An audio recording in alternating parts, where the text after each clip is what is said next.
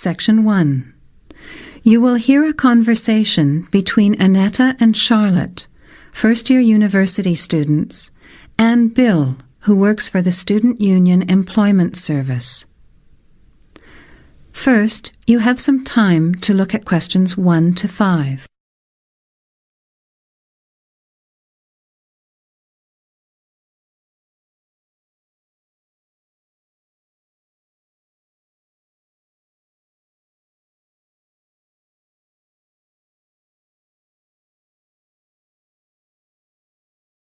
Notice that an example has been done for you. This time only, the conversation relating to the example will be played first. Hi, Bill. This is my friend Charlotte. She's doing first-year science too. The student is in first-year science, so you write science on the form. Now, let's begin. Answer the questions as you listen. You will not hear the recording a second time. Listen carefully to the conversation and answer questions 1 to 5. Hi, Bill. This is my friend Charlotte. She's doing first-year science too. Pleased to meet you, Charlotte. Annetta told me you want some part-time work. Now, I just have to complete your details on the computer. What's your surname? Johnston. With an E? Yes. Johnstone.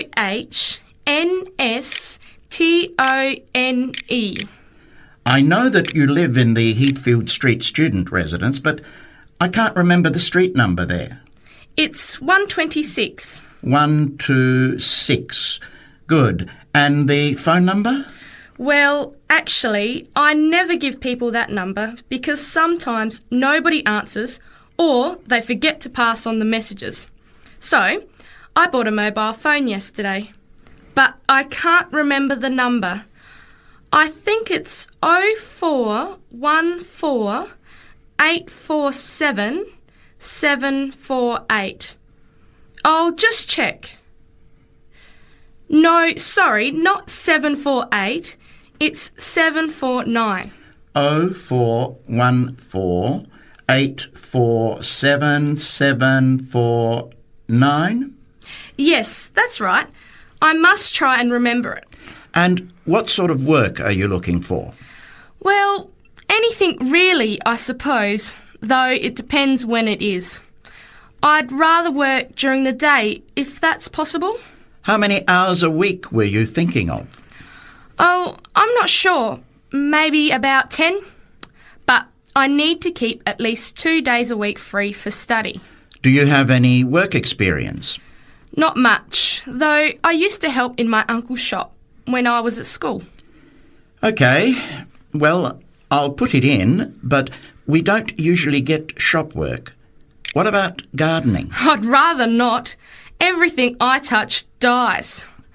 What other kinds of work are there? Well, there's a lot of demand for house cleaning, fast food preparation and kitchen work and pizza delivery if you've held a driving licence for 12 months. I'm not sure. Can I have a look at the vacancies while you talk to Annetta? You now have some time to look at questions 6 to 11. As you listen to the rest of the conversation, answer questions 6 to 11.